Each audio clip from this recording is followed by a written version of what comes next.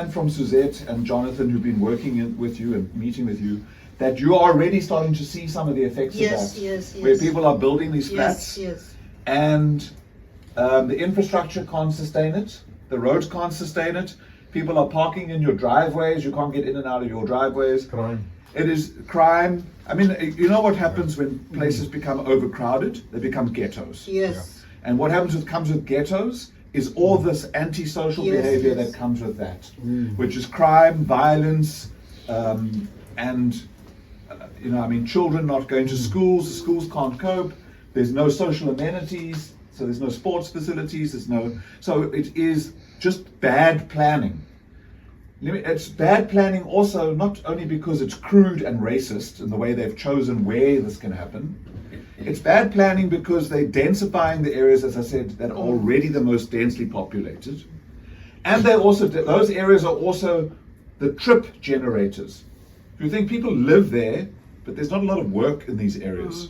So people that live in these areas that have now been encouraged to build 8 to 12 flats are also the areas that people need to travel to work. So we're just adding to the traffic congestion, the cost of travel, the time it takes to travel, because we're not creating these affordable rental flats, as Gordon calls them, in areas close to where jobs are.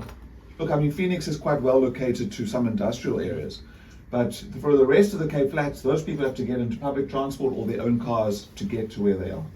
So my vision, or our vision as the Good Party, is that we want to address where you live matters, which means we densify in the right places. We don't densify where it's already the most densely populated parts. We don't give people as of right to densify if in the same report that went to council, it says the infrastructure is not ready, but we will build it later. They never built it. Well, they haven't built it, and people are they've got the right already to build these 8 to 12 flats, but they will they'll upgrade the infrastructure as they get funds. But in the meantime, you just go and build, go mad. So where was I going now? I got sidetracked by my own anger at this project. Because it is bad urban planning. And we don't have bad urban planners in Cape Town. It's the politicians who make bad decisions. And from